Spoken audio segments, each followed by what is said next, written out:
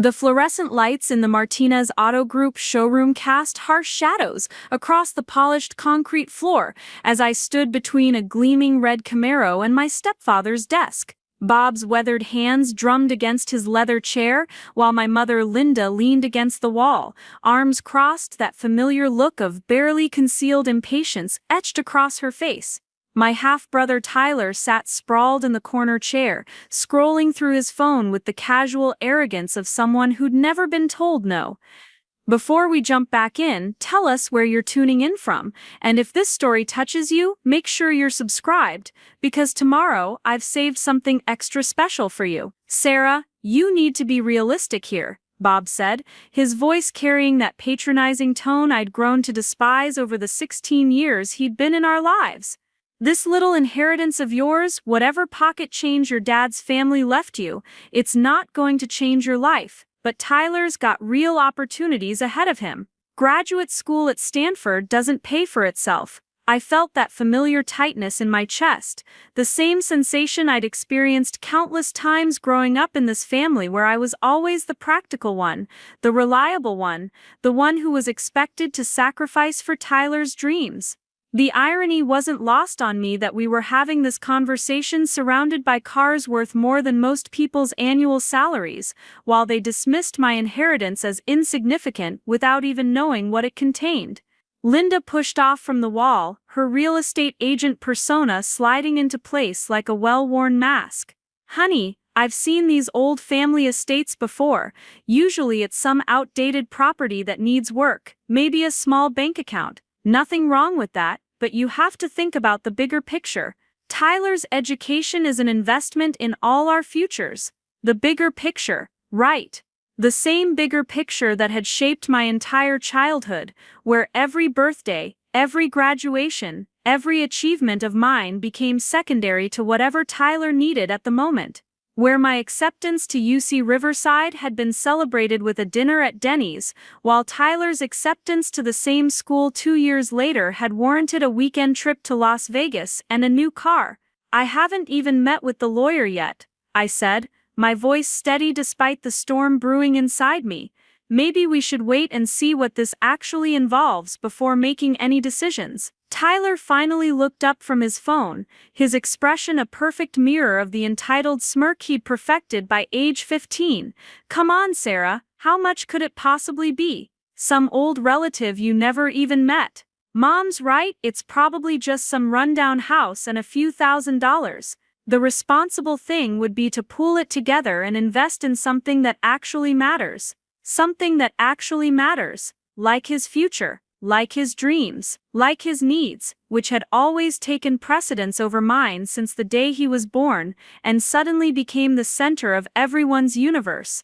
The foundation of my resentment had been laid in concrete 15 years earlier, when I was 13, and Tyler was just learning to walk. That was the year my mother decided I was old enough to be responsible, old enough to understand that Tyler's needs came first because he was just a baby and I was practically grown up. It was the year I learned that being the older sibling in this blended family meant being the built-in caretaker, the backup parent, the one who sacrificed so the golden child could shine. My real father had died when I was 8, leaving behind memories of bedtime stories and weekend fishing trips, and apparently, family connections I knew nothing about. David Chen had been a quiet man, an engineer who preferred books to parties and saved every penny he earned. What I didn't know until much later was that his family had a different kind of quiet strength, the kind that accumulated wealth through careful investments and patient planning rather than flashy displays. When Bob married my mother, he brought with him not just his successful car dealership, but also very clear ideas about family hierarchy. Tyler wasn't just his son, Tyler was his legacy, his heir apparent, the boy who would someday take over the Martinez empire. I was the stepdaughter, appreciated, but not essential, loved but not prioritized. The distinction became clearer with every passing year. At 16, when I needed money for SAT prep courses, I was told to get a part-time job at the local coffee shop. When Tyler turned 16, Bob handed him the keys to a brand new Honda Civic and enrolled him in a private SAT tutoring program that cost more than I made in 6 months of serving lattes. When I graduated high school with honors, we had a small family dinner at home. When Tyler graduated 2 years later with a B- average, they threw him a party that filled the backyard with half the neighborhood. College had been my escape route, the path to independence I'd craved since childhood. I'd worked 3 jobs to supplement my financial aid, graduated with a marketing degree and minimal debt, and found a decent position with a local advertising firm. It wasn't glamorous, but it was mine. My apartment was small but peaceful. My car was paid off, and for the first time in my adult life, I wasn't constantly reminded of how my achievements paled in comparison to Tyler's potential. The call from Margaret Sullivan had come on a Tuesday afternoon, while I was reviewing campaign proposals for a local restaurant chain. Her voice was professional, measured, the kind of tone that suggested she dealt with life-changing news as casually as most people discussed the weather. "Miss Chen, this is Margaret Sullivan from Sullivan & Associates. I'm calling regarding the estate of Thomas Chen. I understand he was your father's brother." Thomas Chen. The name was vaguely familiar, mentioned maybe twice in passing when I was younger, but I had no real memory of ever meeting him. My father had been an only child as far as I knew, though I suppose children don't always get the complete family tree. "I'm sorry," I said, setting down my pen and giving her my full attention. "I think there might be some confusion. I don't really know anything about my father's family. He passed away when I was very young.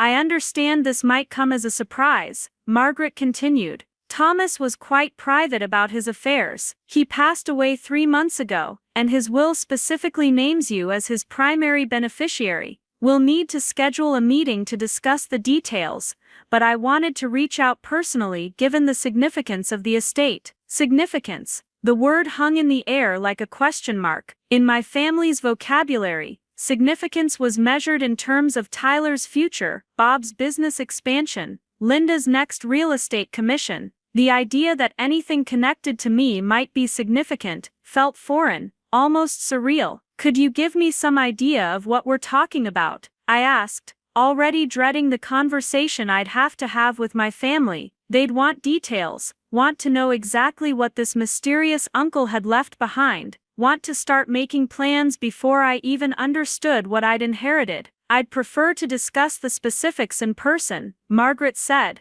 "but I can tell you that Mr. Chen was quite successful in his real estate investments. We're looking at a substantial portfolio." Substantial portfolio. The phrase echoed in my mind as I hung up. Preparing and narrating this story took us a lot of time, so if you are enjoying it, subscribe to our channel. It means a lot to us. Now back to the story. The phone, trying to process what this might mean. In my experience, substantial meant different things to different people. To my college friends, substantial might mean a few $1,000s. To my family, with their car dealership and real estate background, substantial might mean something entirely different. The meeting was scheduled for the following Friday, giving me almost a week to wrestle with whether to tell my family about the call. In the end, it was Linda who forced the conversation. She'd stopped by my apartment Thursday evening with takeout from our favorite Thai place, ostensibly for a casual visit, but clearly fishing for information about my weekend plans. "You seem distracted lately," she said, settling onto my small couch with her pad thai. "Everything okay at work?" I could have lied, should have, probably, but some part of me still craved their approval, still hoped that maybe this time would be different, that maybe an unexpected inheritance would finally make me interesting enough to warrant their genuine attention rather than their calculating interest. "Actually, I got a call from a lawyer," I said, trying to keep my voice casual. "Apparently I inherited something from my father's brother. I didn't even know he existed." Linda's fork paused halfway to her mouth, her real estate agent instincts immediately activated. "Inherited what? Property?" "I'm not sure. The lawyer wouldn't give me details over the phone. I'm meeting with her tomorrow." That's when the calculating look appeared, the same expression Linda got when she sensed a potential commission, or Bob got when he spotted a customer who might be talked into extended warranties. It was the look that said my inheritance had just become a family asset to be managed, distributed, and optimized according to their priorities. Within an hour of Linda leaving my apartment, my phone started buzzing. First Bob, casual but probing, asking if I needed any advice about dealing with lawyers or real estate transactions. Then Tyler, suddenly interested in my weekend plans for the first time in months.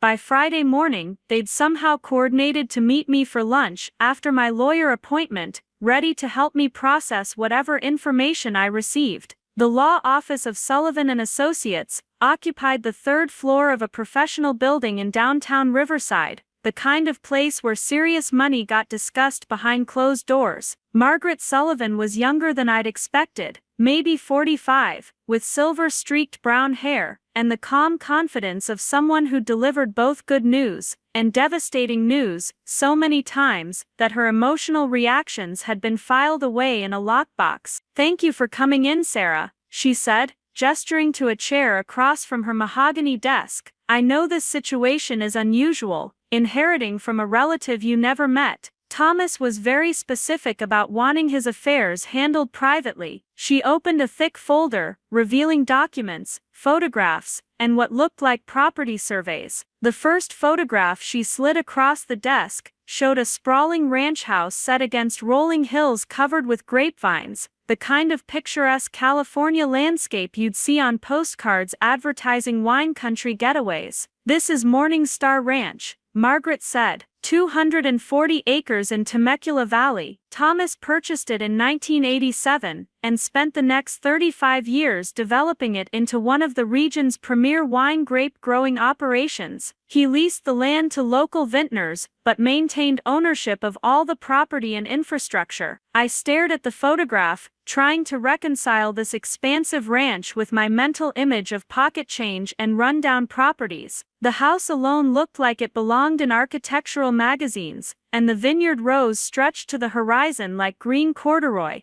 "He also owned several commercial properties," Margaret continued, sliding another set of documents across the desk. 3 office buildings in Palm Springs, 2 retail centers in Riverside, and a small apartment complex in Temecula, all fully leased, all generating steady income. The numbers on the income statements made my eyes widen. Monthly rental income that exceeded my annual salary, property values that seemed to have more zeros than should be mathematically possible. I felt like I was looking at someone else's life, someone else's extraordinary good fortune. "Thomas was quite the investor," Margaret said, pulling out what appeared to be investment account statements. "Conservative but successful. He reinvested most of his income over the years, building a substantial portfolio of stocks, bonds, and mutual funds." My hands trembled slightly as I read the account balances, the numbers so large they seemed abstract, like theoretical mathematics rather than actual money that belonged to me. The total estate value, according to the summary sheet Margaret handed me, was just over $70 million. $70 million. The number hit me like ice water, shocking and surreal. I'd been expecting maybe a small house, maybe some savings. I'd been preparing myself for the kind of modest inheritance that might help me put a down payment on a better apartment, or finally take that vacation to Europe I'd been dreaming about. I hadn't been preparing myself to become wealthier than everyone I'd ever known combined. "I know it's a lot to process," Margaret said, her voice gentle. "Thomas left detailed instructions about the transition. He wanted you to have time to understand the full scope of what you've inherited before making any major decisions. He also left this for you." She handed me a sealed envelope with my name written in careful cursive handwriting. Inside was a single sheet of paper, a letter written in the same precise script. "Dear Sarah," it began, "we never met, but I followed your life from a distance, through the few updates your father shared before his passing. He was proud of your strength, your independence, your ability to build a life for yourself without expecting others to pave the way. I built this wealth slow, with the hope that someday it would go to someone who understood its value, someone who wouldn't squander it, or take it for granted, someone like you. Use it wisely, protect it carefully, and remember that sometimes the greatest gift is the ability to choose your own path without asking permission from anyone else. Your uncle, Thomas Chen. I read the letter twice, then folded it carefully, and slipped it into my purse. The weight of what I'd inherited was starting to settle on me, not just the financial weight but the emotional significance. This quiet uncle I'd never known had been watching, evaluating, deciding that I was worthy of trust that no one in my immediate family had ever shown me. Margaret spent the next hour walking me through the practical details. The ranch was managed by a property management company that had been handling the day-to-day operations for years. The commercial properties had established tenant relationships and professional property managers.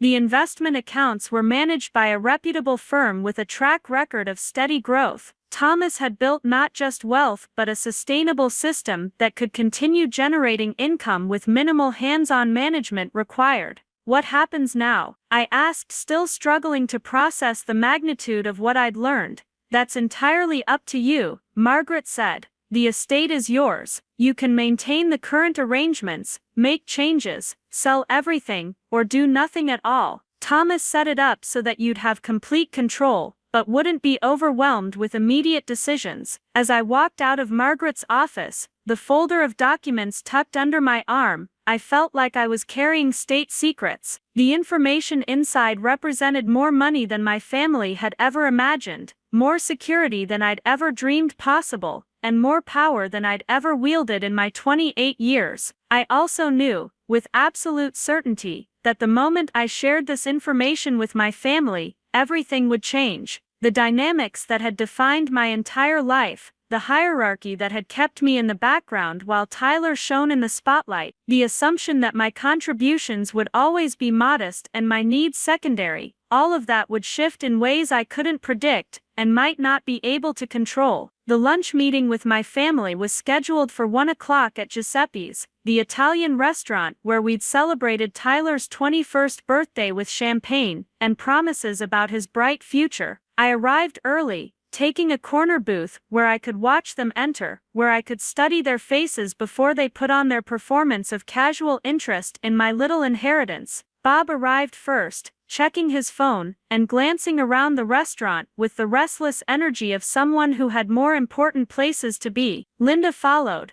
her professional smile already in place, ready to offer advice and expertise about whatever small property matter I needed help navigating. Tyler slouched in last, earbuds still in, making it clear that he was doing me a favor by showing up. So Linda said, before the waitress had even brought our menus, "How did it go? What are we dealing with here?" The folder sat on the table beside me, innocent and unremarkable, containing information that would rewrite the story of our family's financial landscape. I looked at their expectant faces, these people who had spent my entire adult life reminding me of my limitations, my modest prospects, my responsibility to support Tyler's dreams with my practical contributions. "It's more complicated than I expected," I said, choosing my words carefully. "There's property involved, some investments. The lawyer says I need to take time to review everything before making any decisions." "Property where?"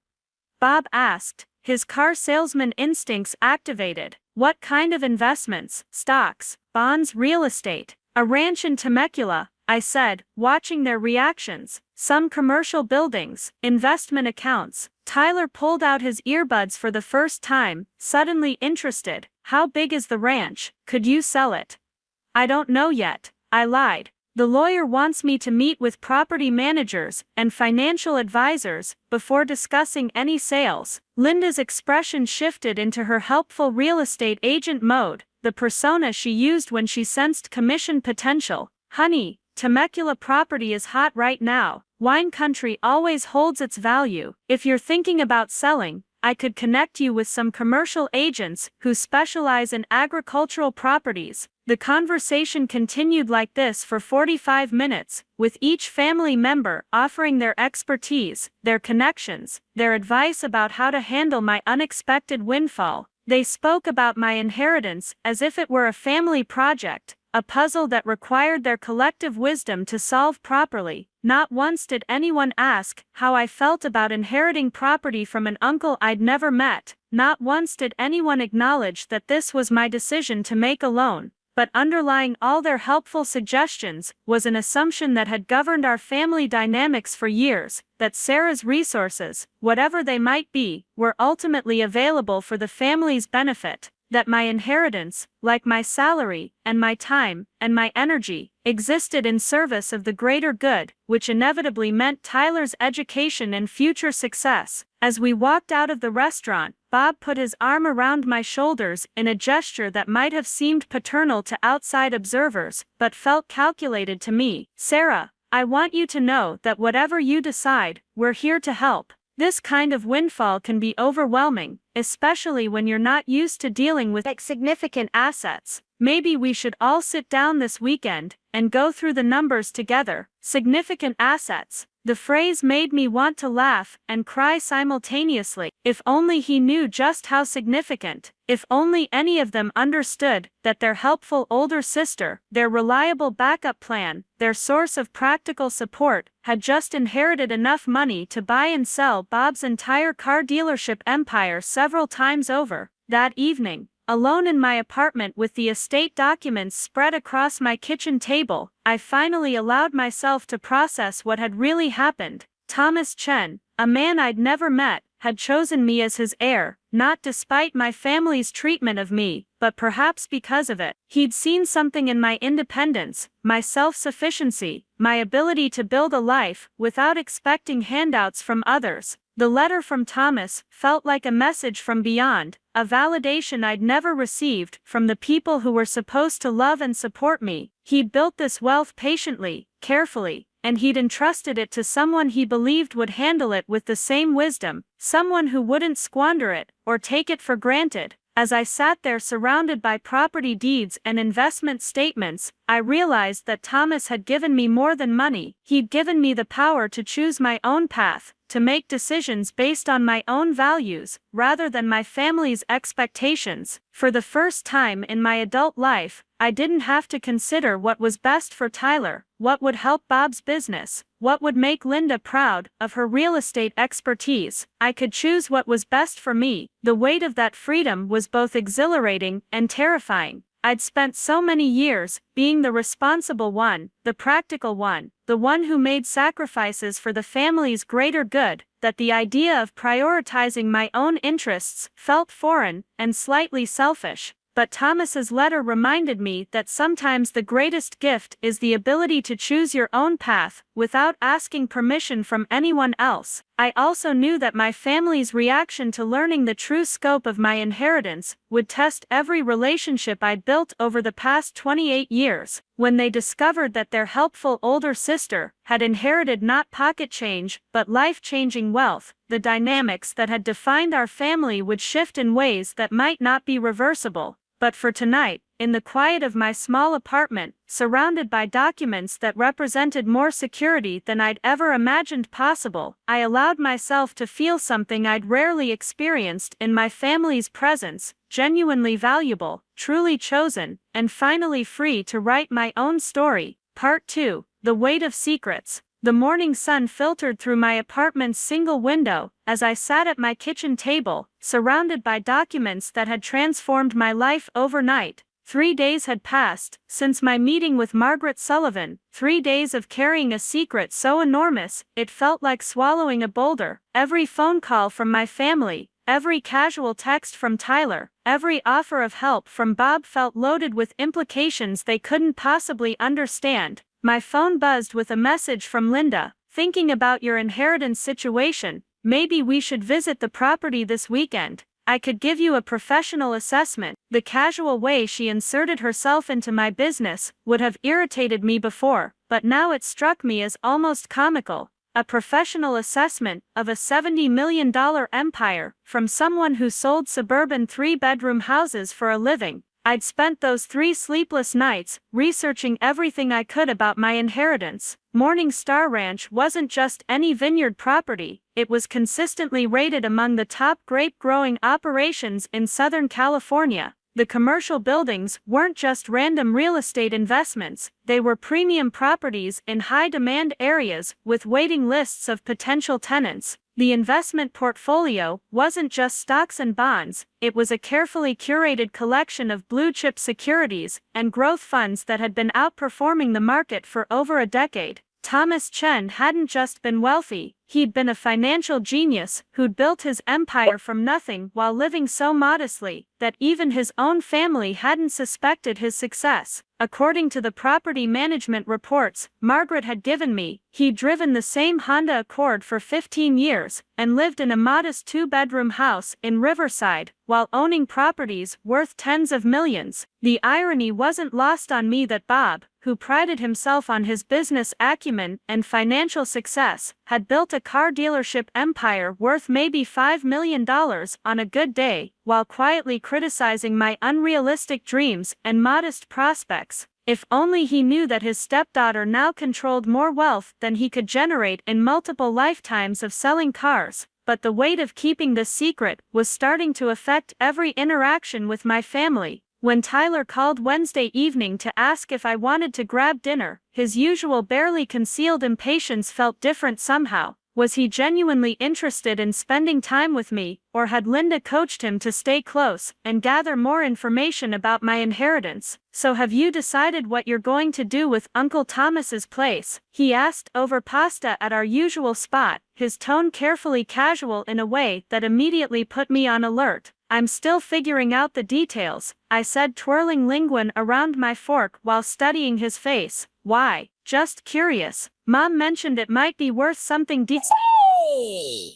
And I've been thinking about graduate school applications. Stanford's program is incredible, but the tuition is insane. I thought maybe, if you ended up with some extra cash, you might want to invest in family, you know." There it was, the expectation that had defined our relationship since childhood, dressed up in new language, but carrying the same familiar message. Sarah's resources, whatever they might be, existed to serve Tyler's ambitions. The assumption was so ingrained in our family dynamic that he didn't even seem to realize how presumptuous the request sounded. "Graduate school is expensive," I agreed, keeping my voice neutral. "Have you looked into scholarships? Research assistant positions?" Tyler's expression flickered with surprise, as if the idea of funding his own education had never occurred to him. "Those are really competitive. Besides, why struggle with loans and part-time work when family could help? I mean, if you've got the resources now." If I had the resources, the phrase echoed in my mind as I drove home that evening, past the strip malls and suburban developments that made up my familiar world. Tyler had no idea that his big sister now controlled more resources than most Fortune 500 companies, that the extra cash he was casually requesting represented less than 1% of what Thomas had left me. But more than the money itself, what struck me was the automatic assumption that my good fortune should naturally flow toward his benefit. Not once had he asked how I felt about inheriting property from an uncle I'd never met.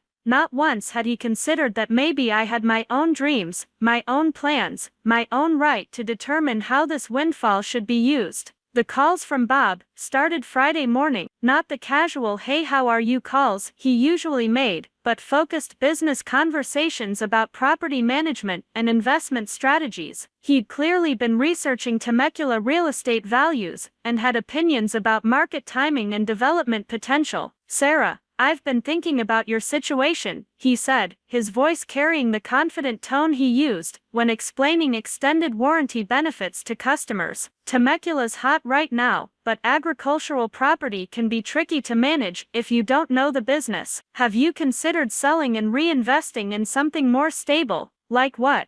"Well, the dealership's been looking to expand. There's a Ford franchise opportunity in Murrieta that could be incredibly profitable. Instead of dealing with vineyard management and tenant farming, you could be a partner in a business that actually generates reliable income." A partner. The word was carefully chosen, designed to make his proposal sound like an opportunity rather than what it really was, a way to funnel my inheritance into his business empire while giving me a minority stake in return. I could almost hear the conversation he'd had with Linda, the two of them plotting how to redirect my unexpected good fortune toward their existing plans.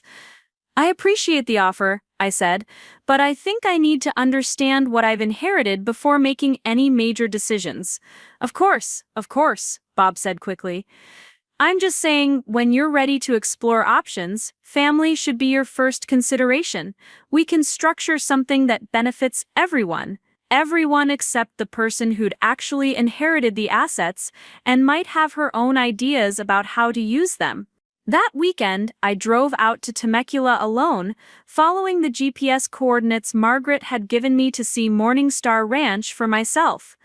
The drive took me through rolling hills covered with grapevines, past boutique wineries and tasting rooms that catered to weekend tourists from Los Angeles and San Diego. The landscape was breathtaking, the kind of California scenery that appeared on tourism brochures and real estate advertisements for luxury properties. When I turned onto the private road marked with a discreet Morningstar Ranch sign, I felt like I was entering a different world. The paved drive wound through perfectly maintained vineyard rows past irrigation systems and farming equipment that spoke of serious agricultural operation, not hobby farming. The ranch house itself sat on a small rise overlooking the valley, a sprawling single-story structure built from local stone and reclaimed wood that seemed to grow naturally from the landscape. James Rodriguez, the property manager who'd been overseeing the ranch for Thomas, met me in the circular driveway. He was a weathered man in his 60s who carried himself with the quiet confidence of someone who'd spent his life working the land and knew every inch of the operation he managed. "Miss Chen, welcome to Morning Star," he said, extending a calloused hand. "Your uncle was a remarkable man. Built all this from raw land but never interfered with the day-to-day operations, trusted the people he hired to do their jobs." As James walked me through the property, I began to understand the scope of what Thomas had created. The ranch wasn't just vineyard land, it included state-of-the-art irrigation systems, climate-controlled storage facilities, and specialized equipment worth hundreds of thousands of dollars. The grape contracts with local wineries were locked in at premium rates through 2030, generating guaranteed income that exceeded what most people earned in their entire careers. The beauty of this operation, James explained as we stood on the deck overlooking the vineyard rows, is that it's completely self-sustaining. The land produces, we maintain it, the wineries buy the harvest, and everyone makes money. Your uncle set it up so that ownership could be completely passive if that's what the heir preferred. Passive ownership of an operation that generated more monthly income than I'd ever made in a year. As we toured the property, I found myself thinking about Thomas, this quiet man who'd built something extraordinary while living so modestly that his own family never suspected his success. He'd created not just wealth but a legacy, something that could continue producing value for generations if managed properly. But he'd also created a burden I was only beginning to understand. With great wealth came great responsibility and great complexity. Every decision I made about this inheritance would have consequences not just for me, but for the people who worked the land, the businesses that depended on the operation, the local economy that benefited from this agricultural success. When I returned to Riverside that evening, I found 3 missed calls from Linda and 2 text messages asking about my weekend plans. The family surveillance network was clearly in full operation, monitoring my movements and gathering intelligence about my mysterious inheritance. I called Linda back, keeping my voice casual as I explained that I'd driven out to look at the property. "How was it?" she asked, her real estate agent excitement barely contained. "What kind of condition is it in? How many acres? Any development potential?" "It's beautiful," I said honestly. "Well-maintained vineyard, the house is nice too." "Vineyard land can be tricky," Linda said, launching into her professional assessment mode. "High maintenance, weather-dependent, regulatory issues with agricultural zoning. Have you thought about subdividing? Temecula's growing fast, lots of demand for residential development. The casual way she suggested destroying a thriving agricultural operation to build tract housing made my stomach clench. This was exactly what Thomas had been trying to protect against when he structured the inheritance the way he had. He built something sustainable and beautiful, and Linda's first instinct was to figure out how to tear it down for quick profit. "I think it's supposed to stay agricultural," I said. "That's part of the appeal." "Well, zoning can always be changed if the numbers work," Linda replied. "We should definitely get it appraised properly. I know some people who specialize in agricultural properties. We should." The assumption that my inheritance had become a family project was becoming more pronounced with every conversation. I was starting to understand why Thomas had been so secretive about his wealth, why he'd chosen to live modestly rather than display his success. Money, especially significant money, had a way of changing how people treated you, how they viewed your relationships, how they calculated their own interests in connection with yours. Monday morning brought a call from Margaret Sullivan with an update on the estate transfer process. The legal paperwork was nearly complete, but she wanted to discuss some additional considerations that had come up during her review of Thomas's instructions. Thomas left some very specific guidance about protecting the estate's long-term viability, she said when I arrived at her office that afternoon. He was concerned about potential family pressure to liquidate assets for short-term benefits rather than maintaining the long-term income stream he'd built. She slid a document across her desk, another letter from Thomas, this one sealed and marked to be opened only after I'd had time to review the full estate portfolio. "Dear Sarah," it read, "by now you understand the scope of what you've inherited, and you've probably started to feel pressure from others who see this wealth as an opportunity to solve their own financial challenges. This is natural and predictable, but it's also exactly what I hope to help you avoid. Wealth brings responsibility, not just to yourself, but to the people whose livelihoods depend on these investments. The ranch employs 12 full-time workers and supports dozens of local businesses. The commercial properties provide affordable office and retail space for hundreds of small enterprises. The investment portfolio generates dividends that support pension funds and retirement accounts for thousands of ordinary people. When you make decisions about this inheritance, please remember that you're not just managing money, you're stewarding resources that affect many lives. Don't let anyone pressure you into quick decisions or dramatic changes. Take time to understand what you have, learn how it works, and then decide what kind of steward you want to be. Trust your instincts, protect what's valuable, and remember that saying no to family pressure isn't selfish. It's responsible." I read the letter twice before folding it carefully and placing it in my purse next to the first one. Thomas had clearly understood the dynamics I was now experiencing, the way family members could reframe their financial needs as collective interests, the pressure to share wealth that had been earned by someone else's lifetime of careful planning.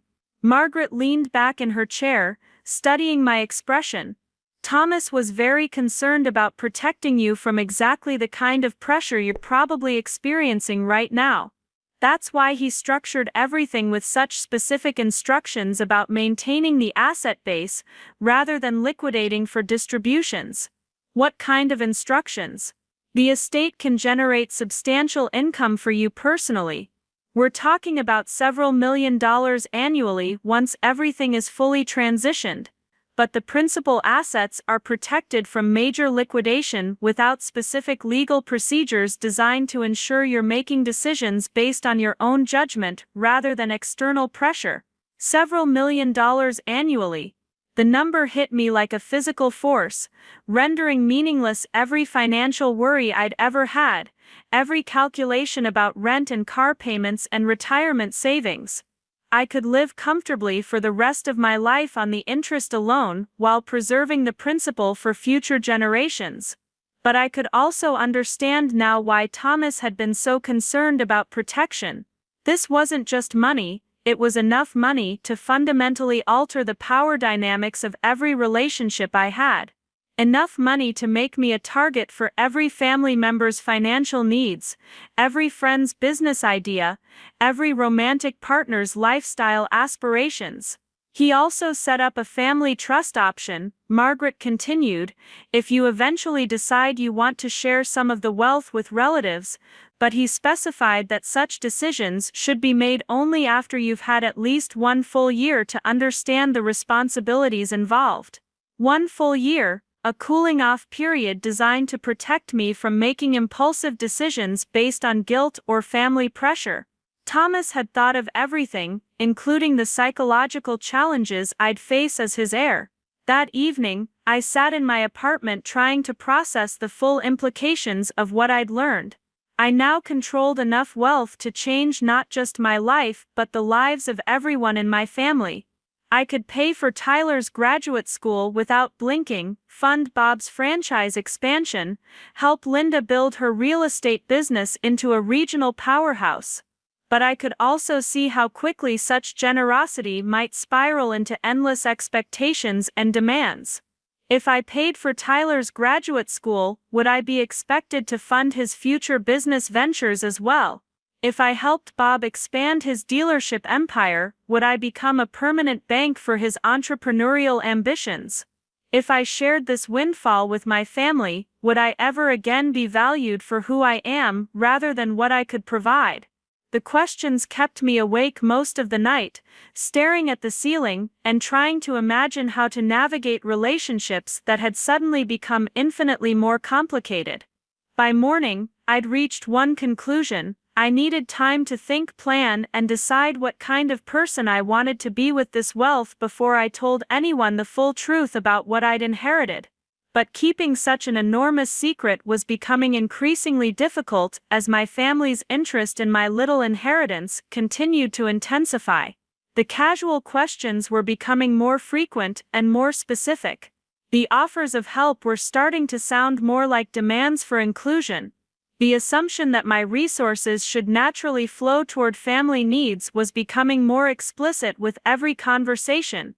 I was starting to understand that the real challenge Thomas had left me wasn't managing wealth, it was learning to manage the people who wanted access to that wealth. And I was beginning to suspect that before this was over, I'd have to choose between protecting what he'd built and maintaining relationships with people who viewed me primarily as an opportunity rather than a person deserving of their genuine love and respect. The weight of that choice was starting to feel heavier than the responsibility of managing $70 million. Part 3: The Pressure Campaign. The ambush came disguised as a family barbecue. Linda's text message Tuesday morning was innocent enough: spontaneous family dinner tonight. Bob's grilling steaks, come hungry. But when I arrived at their sprawling Mission Grove home that evening, I found Tyler's graduation application spread across the dining room table like evidence in a trial, Bob's laptop open to Stanford's tuition website, and Linda armed with a folder full of real estate comps for Temecula properties. The setup was so obvious it might have been comical if it weren't so calculating. They'd clearly coordinated their approach, dividing responsibilities like a sales team preparing for a major client presentation. Bob would handle the investment angle, Linda would provide market analysis, and Tyler would supply the emotional appeal of his educational dreams deferred. Sarah, perfect timing, Bob said, flipping steaks on the outdoor grill with theatrical enthusiasm. We've been doing some research on your situation, really interesting stuff. I settled into one of their patio chairs, accepting a glass of wine while studying their eager faces. They radiated the kind of focused energy I'd seen Bob use with customers who were wavering on expensive add-ons, that carefully calibrated mixture of helpfulness and urgency designed to overcome hesitation. Linda opened her folder with the flourish of someone unveiling a masterpiece. I pulled recent sales data for vineyard properties in Temecula. Sarah, you're sitting on a gold mine. Agricultural land in that area has appreciated 40% in the last 3 years alone. She spread out printed listings across the patio table, each one circled and annotated with her realtor's precision. Look at this one acid 60 acres, sold for 2 million last month. And this beauty acids 45 acres with a farmhouse, 8 million. Your property has got to be worth at least 3 million, maybe more depending on the exact acreage and improvements. 3 million. The number hung in the evening air like smoke from Bob's grill, and I could see the calculations spinning behind their eyes. 3 million divided among family members, minus taxes and expenses, still represented life-changing money for people accustomed to measuring wealth in tens of thousands rather than millions. Tyler leaned forward in his chair, his expression carrying that earnest intensity he'd perfected for college admissions interviews. Sarah, I've been thinking about what you said the other day about scholarships and research positions. You're right that I should explore those options, but the reality is that opportunities like Stanford don't come around often. The connections I'd make there, the professors I'd work with, it could set up my entire career. He gestured toward his laptop screen, which displayed Stanford's computer science graduate program information alongside a detailed breakdown of costs. Tuition, fees, housing, living expenses. The numbers added up to nearly $200,000 over 2 years. I know it's a lot of money, Tyler continued, but think of it as an investment in the family's future. With a Stanford MBA in computer science, I could start at a tech company making 6 figures immediately. I'd pay back every penny, with interest. The phrase investment in the family's future made something cold settle in my stomach. It was the same language they'd used throughout my childhood, to justify every sacrifice I'd made for Tyler's benefit, every opportunity I'd been asked to defer so he could shine. My resources had always been framed as collective assets to be deployed for maximum family benefit, which invariably meant Tyler's advancement. Bob joined us on the patio, carrying a platter of perfectly grilled steaks and wearing the satisfied expression of someone who'd timed his entrance for maximum impact. Tyler's got a point about thinking strategically, he said, settling into his chair with the confidence of someone preparing to deliver a closing argument. Real estate can be volatile, especially agricultural properties. Weather, market conditions, regulatory changes, lots of variables outside your control. He cut into his steak with surgical precision, pausing for effect before continuing. But business ownership, now that's different. That's tangible, controllable, scalable. The Ford dealership opportunity I mentioned is still available, and with your capital injection, we could probably negotiate better terms with the manufacturer. Capital injection. The clinical language was clearly intended to make his proposal sound like sophisticated financial planning, rather than what it actually was, a request for me to bankroll his business expansion with my inheritance. Here's what I'm thinking, Bob continued, warming to his theme. You invest, say, $2 million in the dealership expansion. Tyler uses his portion to finish school at Stanford. Linda could use her share to finally open that boutique real estate office she's been dreaming about. Everybody wins. Everybody wins. The phrase echoed in my mind as I cut small pieces of steak I barely tasted, studying their expectant faces in the glow of the patio lights. They'd clearly spent considerable time planning this presentation, coordinating their arguments, calculating how to divide an inheritance they assumed would naturally become available for family distribution. What struck me most wasn't their greed, exactly, though there was certainly an element of that. It was their complete assumption that my good fortune should automatically translate into their opportunity. Not once in their carefully prepared presentations had anyone asked what I might want to do with this inheritance. Not once had anyone acknowledged that Thomas had chosen me specifically as his heir, not the family collectively. Linda leaned back in her chair, her wineglass catching the light as she gestured expansively. The beauty of this plan is that everyone gets to pursue their dreams instead of just one person sitting on a bunch of property they don't really know how to manage. Sarah, you've never shown any interest in agriculture or real estate investment. Why tie yourself down with something so complicated, when you could be free to travel, maybe go back to school yourself, pursue whatever really interests you? The logic was seductive, and I could see how someone less suspicious might be swayed by their arguments. They weren't asking me to give them money, they were offering to free me from the burden of managing assets I didn't understand. They weren't trying to take advantage of my inheritance, they were helping me maximize its potential for everyone's benefit, but underneath their helpful concern, I could hear the familiar refrain that had shaped my entire childhood: Sarah's dreams matter less than Tyler's opportunities. Sarah's preferences are less important than the family's collective interests. Sarah should be grateful for the chance to contribute to something bigger than herself.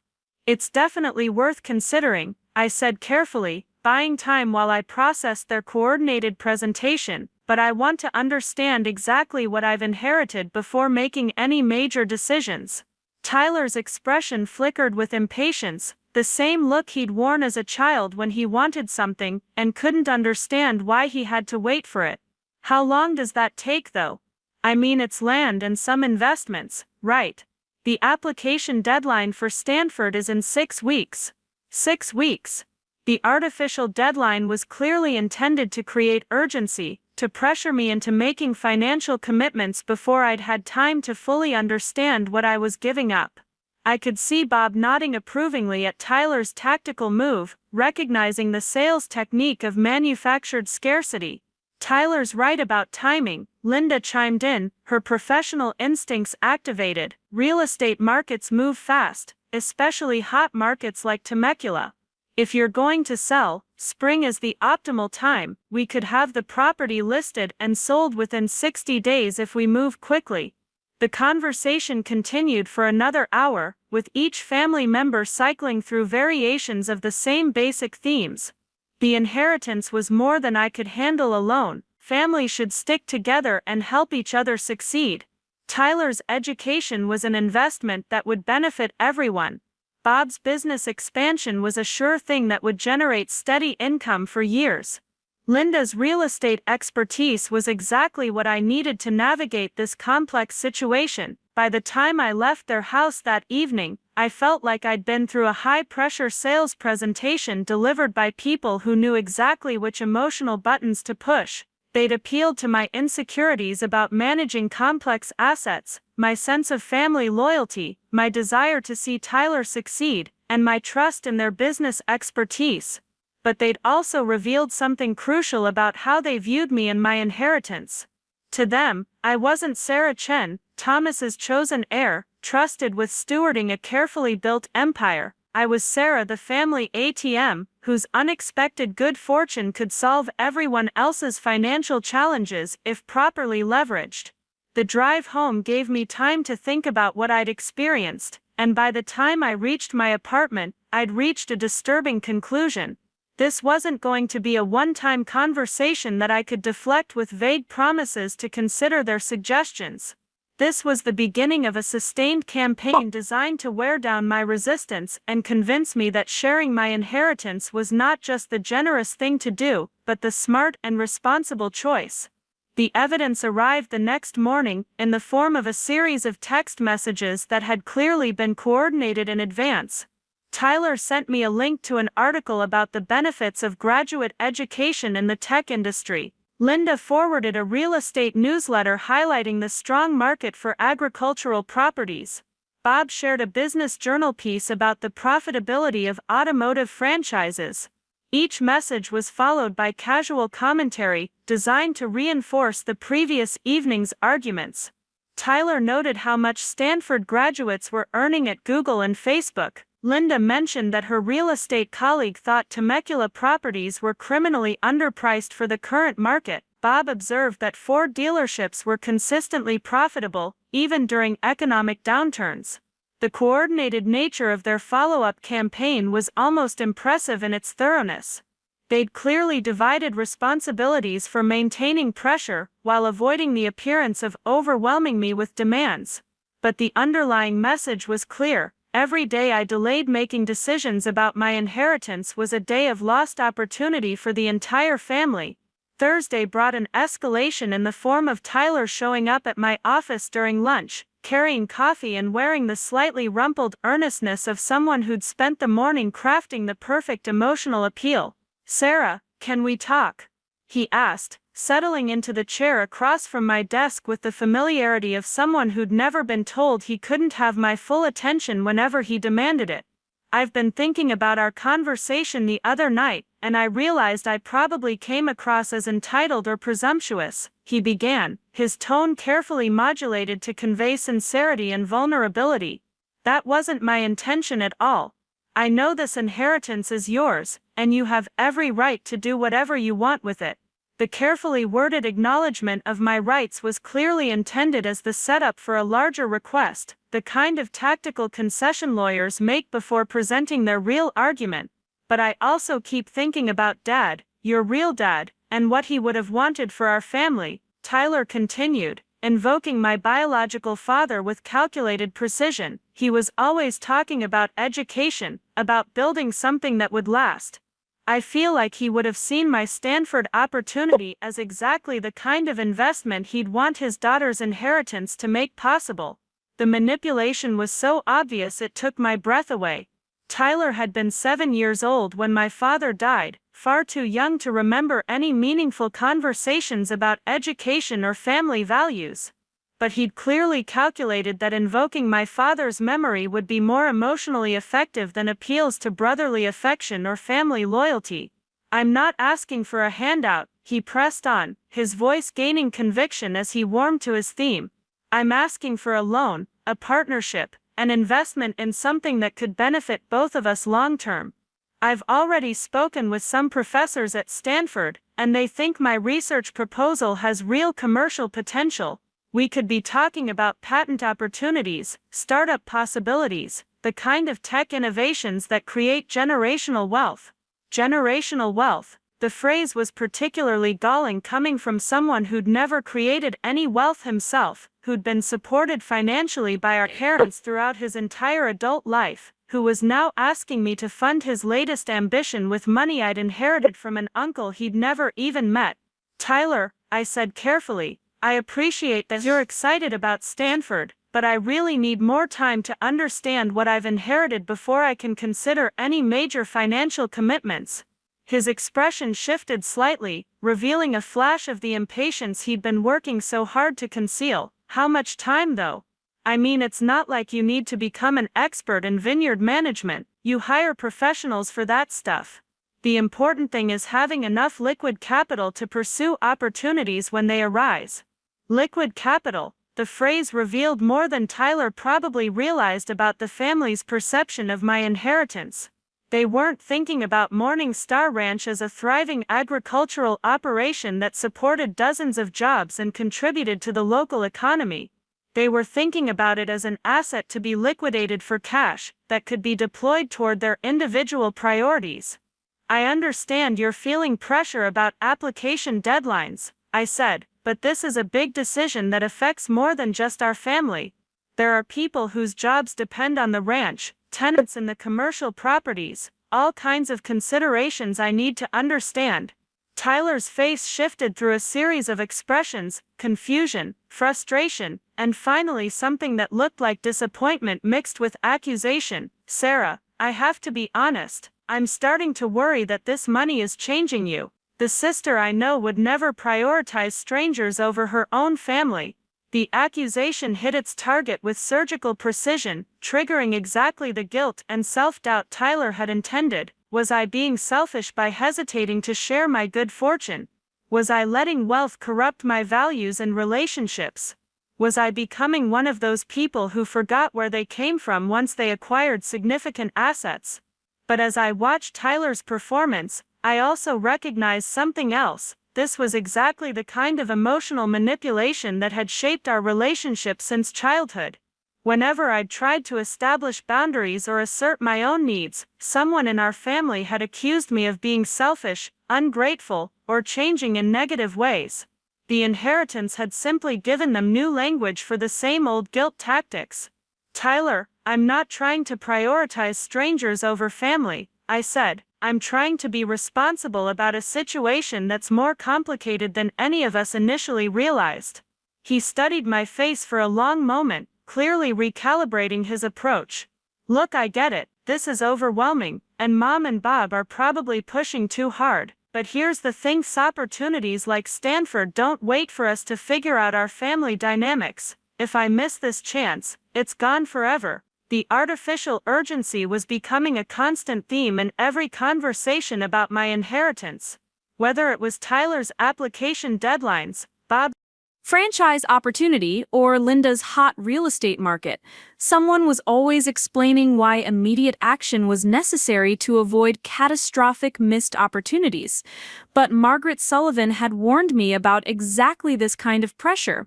Thomas's letter had specifically cautioned against making quick decisions based on other people's timelines rather than my own careful consideration.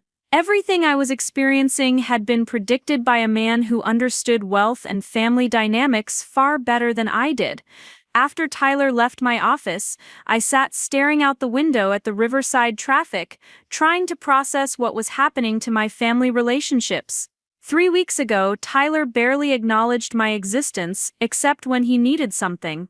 Now he was showing up at my workplace, invoking our dead father's memory and making emotional appeals about changed values and family priorities. The transformation wasn't in me, it was in how they perceived me now that they understood I controlled resources they wanted access to. The sister who'd been practical, reliable, and unremarkable had suddenly become fascinating, worthy of attention, deserving of their time and emotional investment. But their attention came with strings attached, and those strings were pulling tighter every day. The casual suggestions were becoming pointed recommendations. The offers of help were starting to sound like demands for inclusion.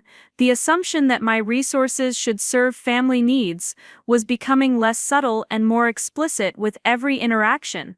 That evening, Linda called with what she described as exciting news about my inheritance situation. She'd spoken with a colleague who specialized in agricultural properties, and he was confident that Morningstar Ranch could be sold quickly for top dollar if we moved fast. Greg thinks we're looking at $4 million minimum, possibly more if there's a bidding war, Linda said, her excitement palpable even through the phone. He's got 3 clients right now looking for exactly this kind of property. We could have offers by next week. $4 million. The number was significantly higher than her previous estimate, and I suspected it had been inflated to make the sale seem even more attractive. But even at $4 million, they were still wildly underestimating the true value of what Thomas had left me. That's nice, Mom, but I'm still not ready to sell anything. Sarah, honey, I'm trying to help you here, Linda said, her tone shifting toward the patient frustration she'd used when I was a teenager who wouldn't listen to reason. Real estate markets don't stay hot forever. If you wait too long, you could miss the peak and end up selling for significantly less. The manufactured urgency was becoming exhausting.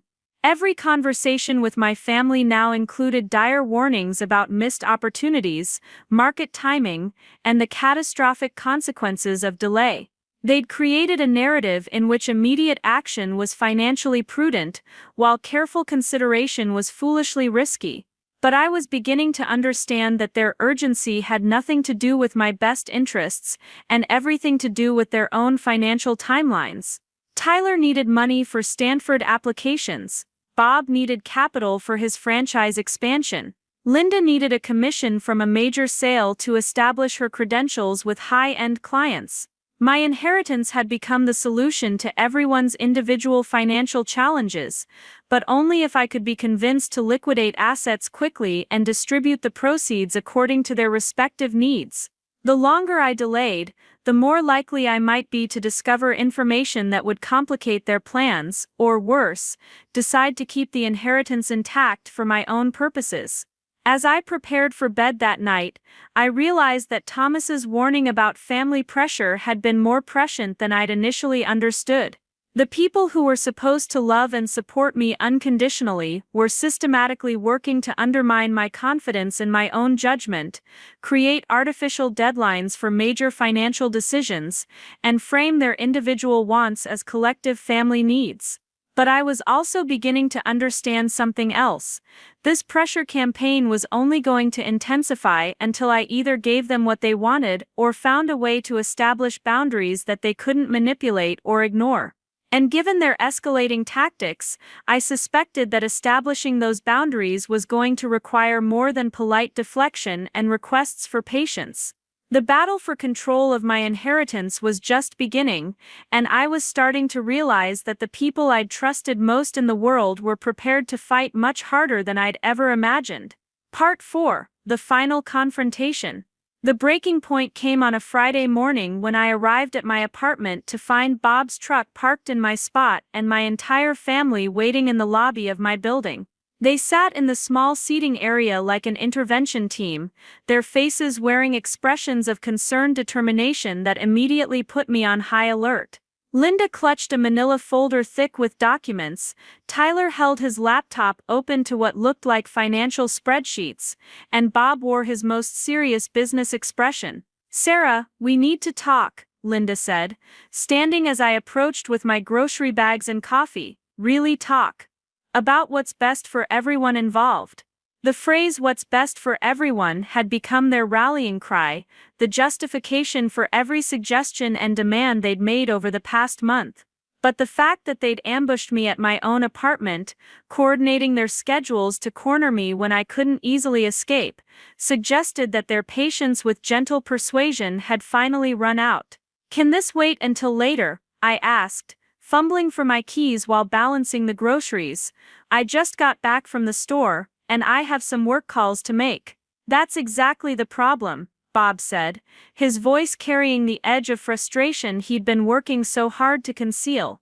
"You keep putting this off, asking for more time, avoiding the real conversations we need to have. Meanwhile, opportunities are slipping away." Tyler closed his laptop with decisive snap. "Sarah, the Stanford application deadline is in 10 days. 10 days? I can't wait any longer for you to figure out whether you want to help your own family or not." The accusation hung in the air like a challenge, and I could see in their faces that they'd reached some kind of collective decision about how to handle my continued resistance to their plans. The gentle pressure campaign had been replaced by something more direct and confrontational. "Let's go upstairs," I said, recognizing that this confrontation was inevitable, and preferring to have it in private rather than in my building's lobby where neighbors might overhear.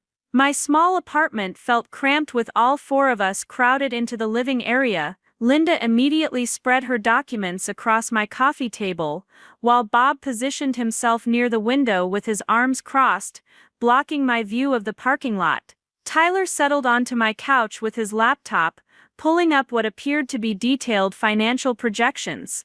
"We've done our homework," Linda began, her tone suggesting this was a formal presentation rather than a family discussion. "Complete market analysis, comparable sales, projected returns on various investment scenarios. We're not asking you to make emotional decisions here, Sarah. We're asking you to look at the numbers."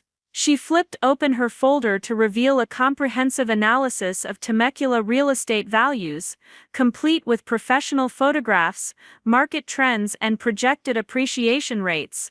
The work was impressive in its thoroughness, clearly representing hours of research and preparation. "Conservative estimate: your property is worth $4.2 million, Linda continued. "But Greg thinks we could get 4.8, maybe even 5 million if we find the right buyer. After taxes and selling costs, you're looking at clear proceeds of around 3.6 million. Tyler leaned forward with his laptop, showing me a spreadsheet that appeared to detail how those proceeds could be allocated. "I've run the numbers on various distribution scenarios," he said, his voice carrying the confident authority of someone who'd spent considerable time preparing his argument. "If you invest $2 million in Bob's dealership expansion, that generates steady income for everyone. My Stanford costs come to about $300,000 total. Mom could use $500,000 to establish her premium real estate practice. That still leaves you with $800,000 for personal use, plus your share of the dealership profits. $800,000 for personal use." The phrase revealed everything about how they'd been thinking about my inheritance. They'd already divided up the proceeds of a sale I'd never agreed to, allocated the majority of the funds toward their individual priorities, and graciously allowed me to keep a portion of my own money for personal use. Bob stepped forward, pulling out his own folder of documents. I've got the franchise agreement right here, ready to sign pending capital availability. The Ford people are excited about the partnership potential, especially with the Martinez name and reputation behind it. This isn't some risky startup, Sarah. This is a proven business model with guaranteed market demand. The coordination of their presentation was flawless, each family member seamlessly transitioning into their assigned role. But underneath their professional preparation, I could sense an undercurrent of desperation that suggested they'd invested considerable emotional and financial energy into plans that depended entirely on my cooperation. I appreciate all the work you've put into this, I said carefully.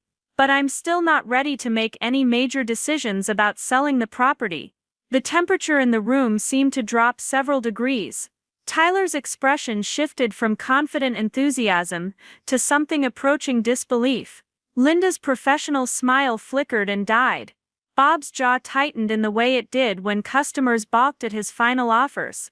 Sarah, I don't think you understand what's happening here, Linda said, her voice taking on a sharper edge. This isn't a game. Tyler's future is on the line. Bob's expansion opportunity won't wait for you to overcome whatever psychological issues you're having about making adult decisions. Psychological issues. The phrase was clearly calculated to sting, to suggest that my hesitation stemmed from emotional problems, rather than legitimate concerns about their increasingly aggressive demands. Tyler slammed his laptop shut, his carefully maintained composure finally cracking. You know what I think is happening? I think this money is going to your head. You've never had any real assets before, and now you're playing games with people's lives because it makes you feel powerful. The accusation was so unfair, so deliberately cruel, that it took my breath away. For a moment, I could only stare at my half-brother, this young man I'd supported and encouraged throughout his entire life, now attacking my character because I wasn't immediately funding his graduate school dreams with an inheritance he had no legal or moral claim to. Tyler, that's not fair, and you know it, I said, my voice shaking with a mixture of hurt and anger. I've never tried to control anyone or play games with this inheritance. I've simply asked for time to understand what I've inherited before making permanent decisions about it. Time, Bob repeated, his voice heavy with sarcasm. How much time do you need to understand that land can be sold for money, and money can be invested in profitable businesses? This isn't rocket science, Sarah. You're making it complicated because you want to feel important. The attack on my motives was breathtaking in its unfairness, but it also revealed something crucial about how my family really saw me. To them, I wasn't someone who might have legitimate reasons for caution about major financial decisions. I was someone whose natural state was insignificance, and who was now artificially inflating my own importance by controlling resources they believed should be shared. Maybe we need to talk about what's really going on here, Linda said, settling back in her chair with the expression of someone preparing to deliver a difficult truth. Sarah, you've always been the responsible one in this family, and we've always appreciated that. But responsibility means making decisions that benefit the people you care about, not hoarding opportunities out of some misguided sense of individual entitlement. Individual entitlement. The phrase was particularly galling coming from people who'd spent the past month detailing their individual financial needs and explaining why my inheritance should solve their respective problems. I'm not hoarding anything, I said. I'm trying to be responsible about managing assets that affect more than just our family. There are employees at the ranch, tenants in the commercial buildings, all kinds of people whose livelihoods depend on these properties continuing to operate successfully. Tyler laughed, a sound devoid of humor. Oh, so now you're concerned about strangers but not your own brother. That's rich, Sarah, really rich. The contempt in his voice was like a physical slap. This was the brother I'd helped with homework, driven to soccer practice, celebrated with at every birthday and graduation. Now he was looking at me like I was a selfish stranger who'd betrayed everything he thought he knew about my character. Bob moved closer to where I sat, his presence clearly intended to be intimidating. Let me tell you what I think is really happening here, he said, his car salesman confidence replaced by something colder and more calculating. I think you're enjoying this. Having people ask you for things, having control over decisions that affect other people's futures. It's the first time in your life you've had any real power, and you don't want to give it up. The psychological analysis was so wrong, so deliberately cruel in its mischaracterization of my motives, that I felt something inside me shift from hurt to anger. These people who claimed to love me were systematically attacking my character, questioning my values, and imputing the worst possible motives to my entirely reasonable request for time to understand a complex inheritance. You want to know what I really think? I said, standing up and moving toward my kitchen counter where I'd left Margaret Sullivan's business card. I think you've spent so many years treating me like the family support system that you can't imagine I might have my own priorities and concerns. I think you're so focused on how my inheritance can solve your individual problems that you've never once asked what I might want to do with it. I picked up my phone and started dialing Margaret's number, my hands shaking with adrenaline and anger. You want to know what I've inherited? You want to understand why I'm taking time to make careful decisions? Fine, let's call my lawyer and get all the facts on the table. Linda's expression shifted from frustrated determination to something approaching alarm. Sarah, there's no need to involve lawyers in a family discussion. Isn't there? I asked, the phone ringing in my ear, because it seems like you've all made major financial plans based on assumptions about assets you know nothing about. Maybe it's time everyone understood exactly what we're talking about. Margaret answered on the third ring, her professional composure immediately apparent even over the speakerphone. Sarah, how can I help you? Margaret, I'm here with my family, and they have some questions about the inheritance from Thomas. Would you be able to explain the basic details of the estate? There was a brief pause, and I could almost hear Margaret evaluating the situation through the phone. Of course, what would you like to know? Bob stepped forward, his business instincts taking over. We understand Sarah inherited some agricultural property and investments. We're trying to help her understand the market value and investment potential. I see, Margaret said carefully. Well, the Thomas Chen estate is quite substantial. The Morning Star Ranch alone is valued at approximately $18 million, based on recent appraisals of the land, infrastructure, and ongoing agricultural operations. The commercial real estate portfolio adds another $32 million, and the investment accounts total approximately $20 million.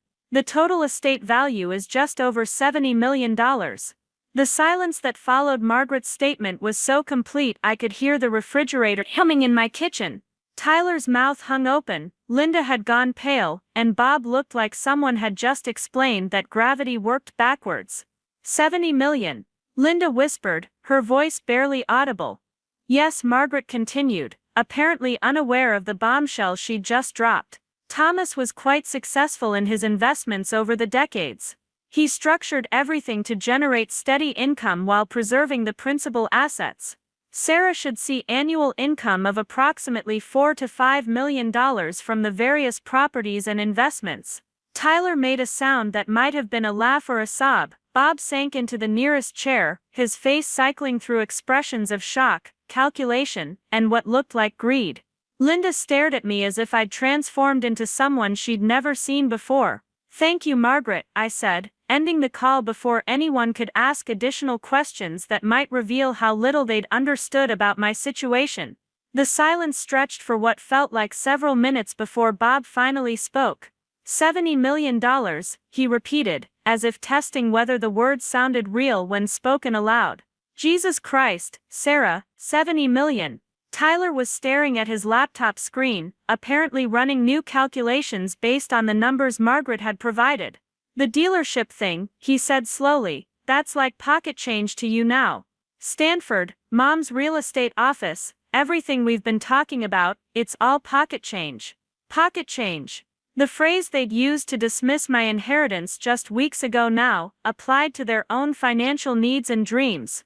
The irony would have been amusing if the situation weren't so fundamentally changed by this revelation. Linda was still staring at me with an expression that mixed wonder and something that looked almost like fear. Sarah, honey, do you understand what this means? You're wealthy, really truly wealthy. You could do anything, buy anything, go anywhere in the world. I could, I agreed, but that doesn't change the fact that I need time to understand the responsibilities that come with managing this kind of wealth. Bob stood up abruptly, beginning to pace around my small living room like a caged animal. Responsibilities, he repeated.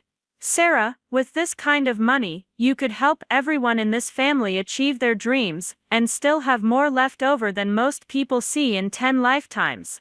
And there it was, the assumption that had driven every conversation, every suggestion, every demand they'd made over the past month. The belief that my resources, no matter how substantial, should naturally flow toward their individual needs and priorities. But something had shifted in their demeanor since learning the true scope of my inheritance. The gentle pressure and emotional appeals had been replaced by something more intense, more desperate. The knowledge that I controlled $70 million had raised the stakes beyond anything they'd previously imagined. Tyler closed his laptop and looked at me with an expression I'd never seen before, something that combined calculation with a kind of predatory hunger. Sarah, we need to talk seriously about family investments, not just Stanford, not just the dealership. We're talking about generational wealth here. Money that could set up everyone in this family for life. Everyone in this family except the person who actually inherited it, I said quietly.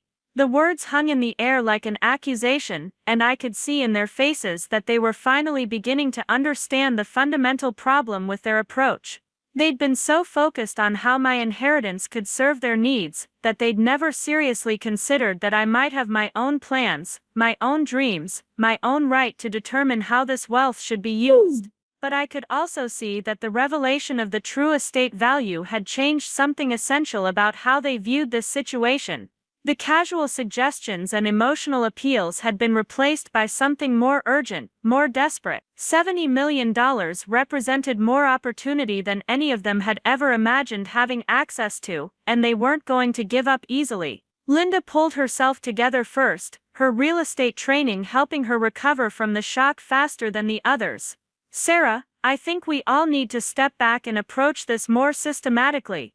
This kind of wealth requires professional management, careful planning, strategic thinking about tax implications, and investment diversification. The pivot to professional language was clearly intended to re-establish her role as someone whose expertise I needed, but it also revealed how quickly she was adapting to the new reality.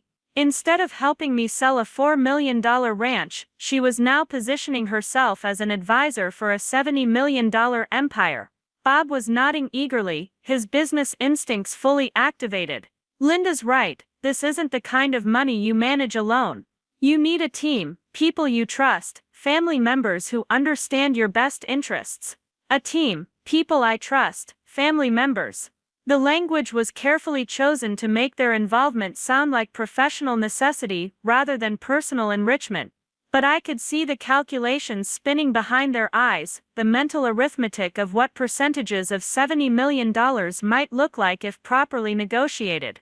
I appreciate your concern, I said, but I already have professional advisors. Margaret Sullivan is handling the legal aspects, and Thomas set up relationships with property managers and investment advisors who've been successfully managing these assets for years.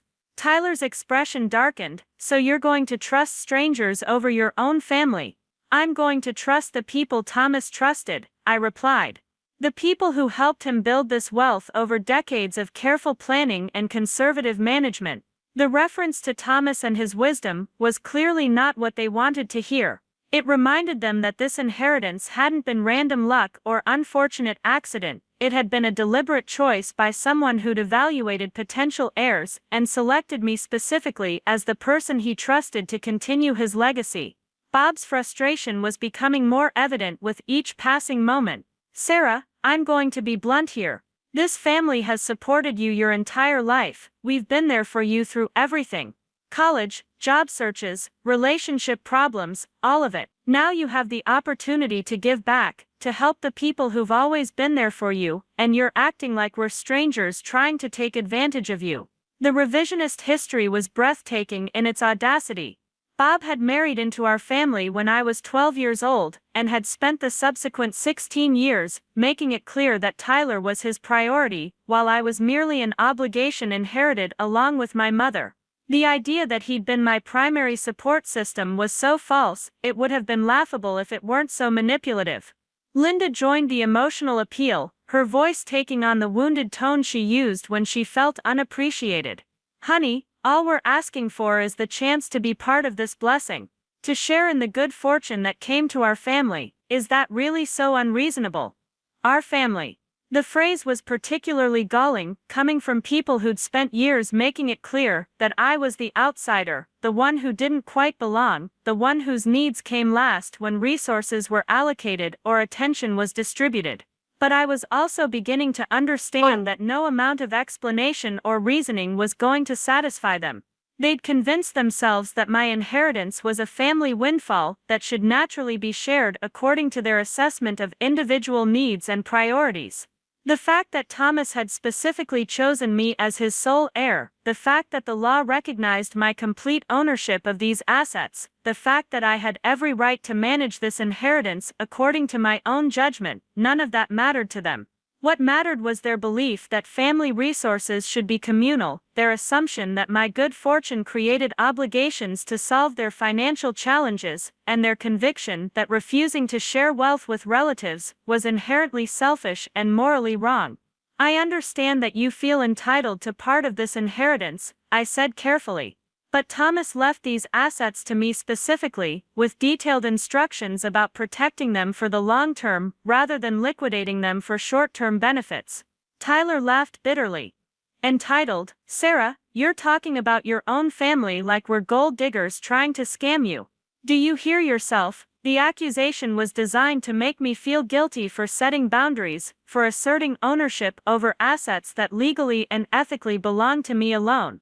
But it also revealed how completely they'd reframed the situation in their own minds.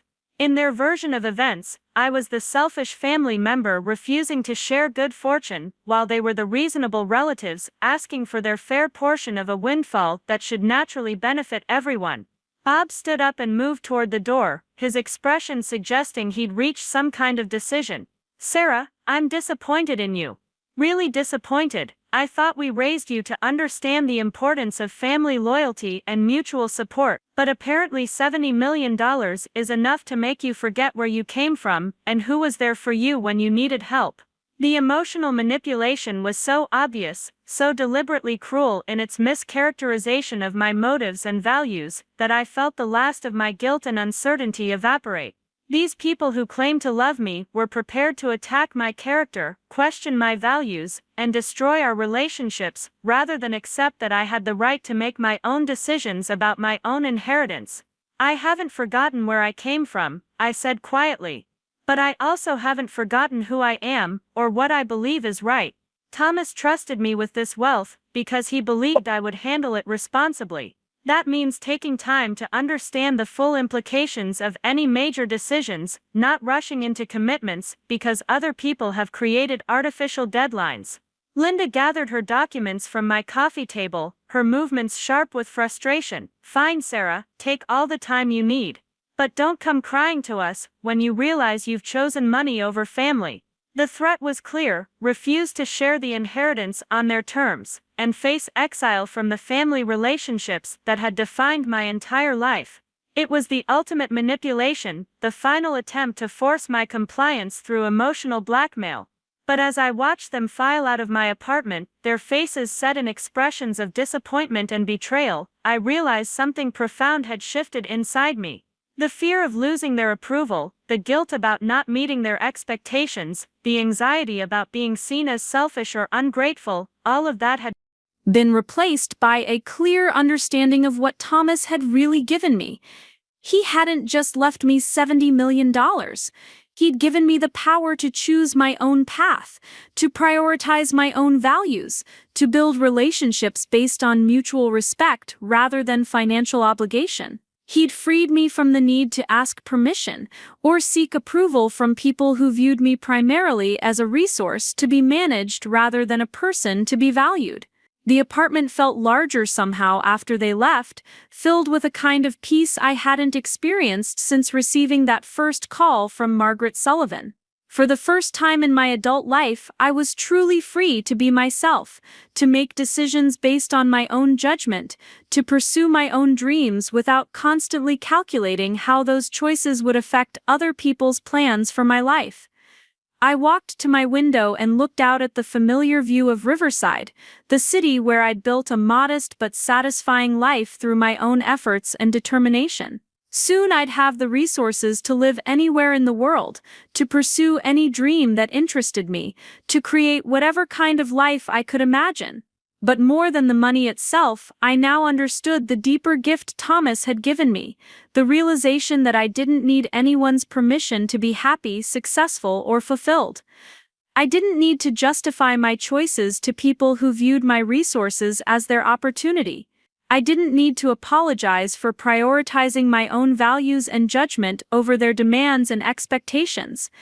The inheritance had revealed something crucial about my family relationships, something I might never have understood without this test of their true priorities. When faced with the choice between supporting my right to make my own decisions and pursuing their own financial interests, they'd chosen money over genuine love and respect. That knowledge was painful, but it was also liberating. Thomas had given me more than generational wealth. He'd given me the clarity to see which relationships were worth preserving and which were based on expectations that could never lead to genuine happiness or mutual respect. As I prepared for bed that night in my small apartment, surrounded by documents representing more security than I'd ever dreamed possible, I felt genuinely grateful for the first time since this whole journey began. Not just for the money, though that was certainly life-changing, but for the wisdom to understand what Thomas had really been trying to protect me from. He'd known that wealth would reveal the true nature of my relationships, force me to choose between being liked and being respected, challenge me to decide what kind of person I wanted to be when I finally had the power to be anything at all. Tomorrow I'd start building the kind of life he'd made possible, one based on my own values, my own dreams, and my own definition of what it meant to use great wealth responsibly. And for the first time in my 28 years, I'd do it without asking anyone's permission or worrying about anyone else's approval. The inheritance had cost me a family, but it had given me something far more valuable: myself.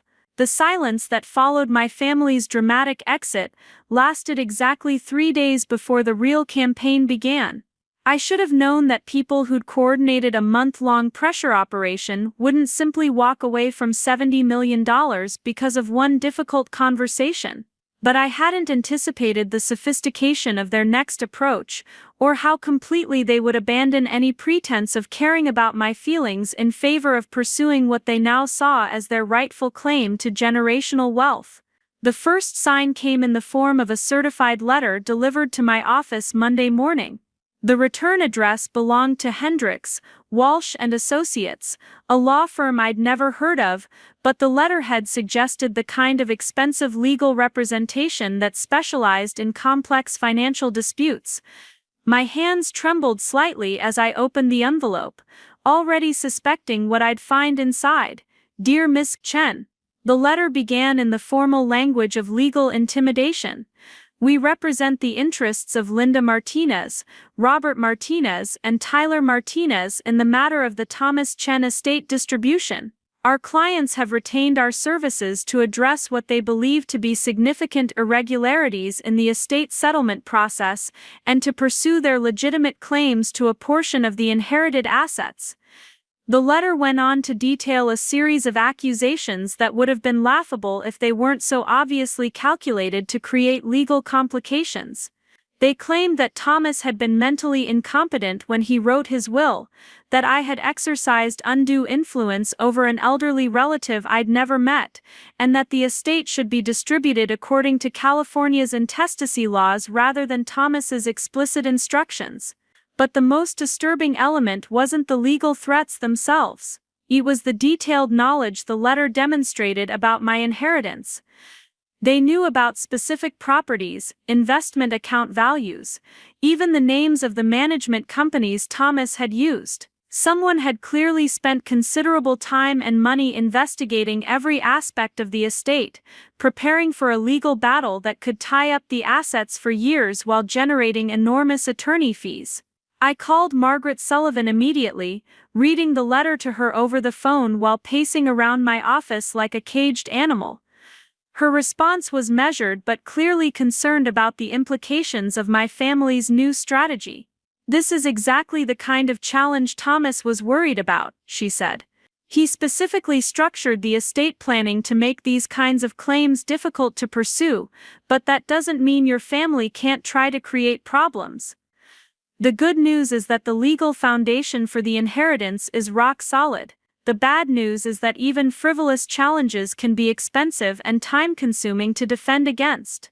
Margaret explained that Thomas had anticipated family challenges and had prepared accordingly. He'd undergone extensive psychological evaluations to document his mental competency, maintained detailed records of all financial decisions, and structured the estate transfer through multiple legal mechanisms designed to withstand exactly this kind of attack. "But they're clearly willing to spend significant money on legal fees," Margaret continued. "That suggests they've calculated that the potential payout is worth the investment even if their chances of success are minimal." The calculation was simple and chilling.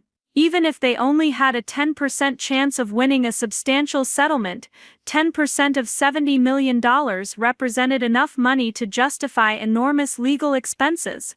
They were essentially using the legal system as a lottery ticket, betting that they could create enough complications and expenses to force me into a settlement rather than endure years of costly litigation. But their legal strategy was only the beginning. That evening I received a phone call from my cousin Maria, Linda's sister, who lived in San Diego and had always maintained a friendly but distant relationship with our immediate family. "Sarah, I'm so sorry to bother you," Maria said, her voice carrying the careful neutrality of someone who'd been rehearsed on exactly what to say. "But Linda called me this weekend and I have to say I'm really concerned about what she told me." The concern was clearly manufactured, but I listened as Maria repeated a carefully edited version of recent events that painted me as someone who'd become cruel and greedy after inheriting money from a relative my family had been close to. According to Linda's version, Thomas had been like a grandfather to all of us, and his intention had clearly been to benefit the entire family rather than just one person.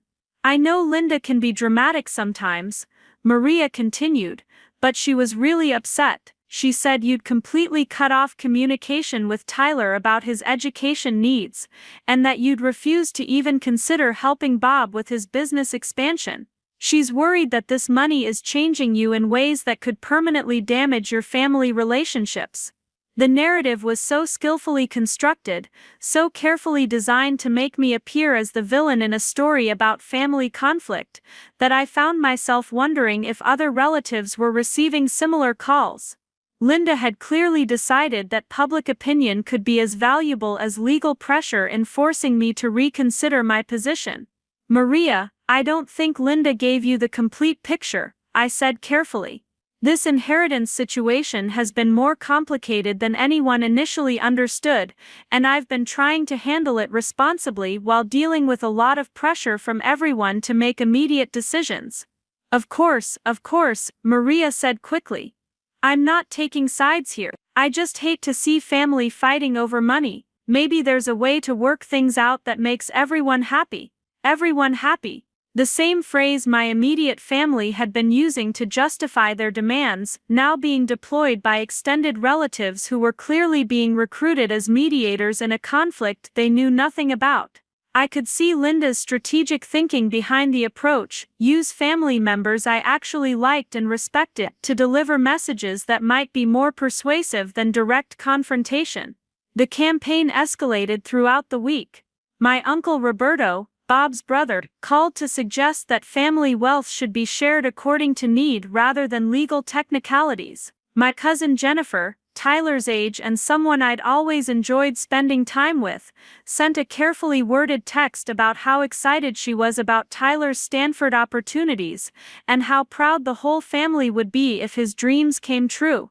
Each contact was perfectly calibrated to apply pressure without appearing manipulative, to suggest that my resistance to sharing the inheritance was causing pain and disappointment throughout an extended family network that had previously viewed me as a generous and caring person. But the most sophisticated element of their strategy became apparent when I received a call from Dr. Elizabeth Warren, my former boss at the advertising firm and someone whose opinion I genuinely valued.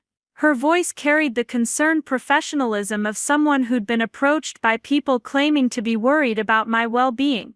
"Sarah, I hope you don't mind me calling," she said, "but I had a visit from your stepfather and brother this week. They're concerned about some family situation involving an inheritance, and they wanted me to reach out to you as someone who knows you professionally."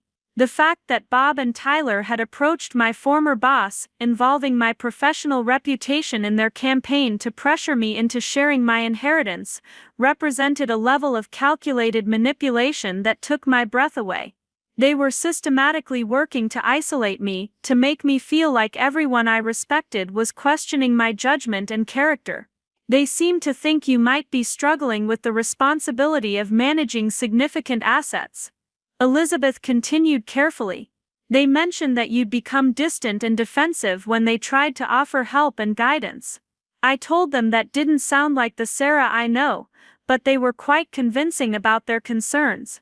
I could almost see the performance Bob and Tyler had delivered, portraying themselves as loving family members worried about a sister who'd been corrupted by sudden wealth, and was making decisions that could harm both her own future and the welfare of people who depended on her support. "Elizabeth, I appreciate you reaching out," I said, "but I think my family may have given you a somewhat one-sided version of recent events. This inheritance situation has been more complex than anyone initially realized, and I've been taking time to understand my responsibilities before making any major decisions." "That sounds very reasonable," Elizabeth said, and I could hear the relief in her voice. "I have to say, the version they presented didn't really match my experience of your judgment and character. But they seemed quite distressed about the family conflict." After ending the call with Elizabeth, I sat in my apartment trying to process the scope of the campaign my family had launched against me. They weren't just pressuring me directly anymore, they were systematically working to undermine my relationships, damage my reputation, and create a narrative in which I was the unreasonable party in a family conflict over money. The realization was both infuriating and clarifying. These people who claimed to love me were prepared to destroy my professional reputation, manipulate extended family relationships, and lie to mutual acquaintances rather than accept that I had the right to make my own decisions about my own inheritance. But their strategy also revealed something important about their assessment of the situation. They clearly believed that isolation and public pressure could accomplish what direct confrontation had failed to achieve. They thought that if enough people questioned my judgment and character, I'd eventually cave to the social pressure and agree to share the inheritance on their terms. What they hadn't calculated was how their tactics would affect my perception of our relationships. Every manipulative phone call from recruited relatives, every lie told to mutual acquaintances, every attempt to damage my professional reputation made it clearer that these weren't people who loved and respected me. These were people who viewed me as an obstacle to overcome in pursuit of financial gain. The turning point came Thursday evening when I received a call from James Rodriguez, the property manager at Morning Star Ranch. His voice carried the careful politeness of someone delivering potentially bad news to his employer. "Miss Chen, I'm sorry to bother you, but I had some visitors today who claimed to be family members conducting a property inspection. They said you'd authorize them to review the ranch operations and financial records." My stomach dropped as James described the visit from Bob, Tyler, and Linda, who'd apparently driven to Temecula with a story about helping me evaluate the property for potential sale.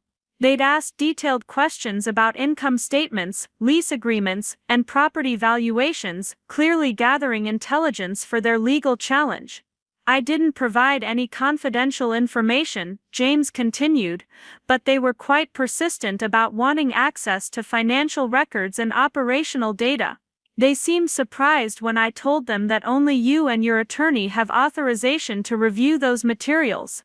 The unauthorized visit to my property represented a new level of invasiveness that crossed clear legal and ethical boundaries. But it also demonstrated how seriously they were taking their campaign to claim a portion of the inheritance.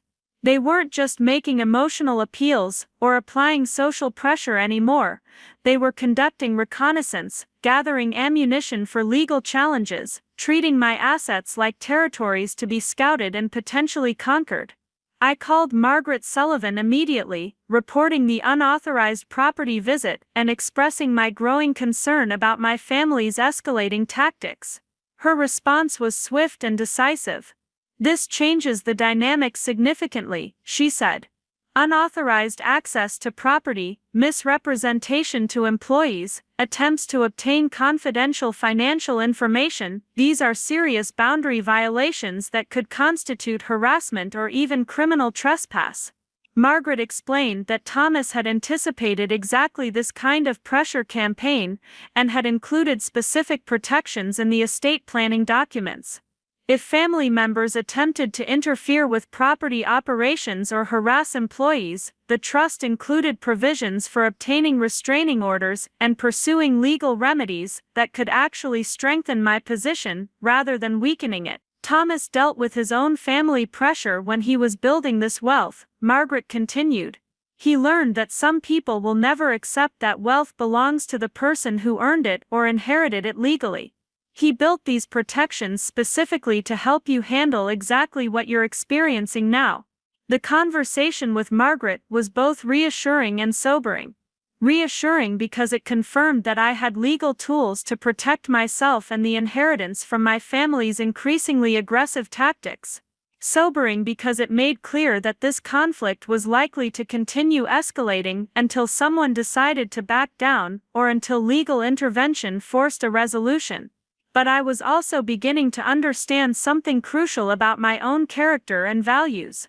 The past month had been a masterclass in manipulation, emotional blackmail, and coordinated pressure designed to override my judgment and force decisions that served other people's interests.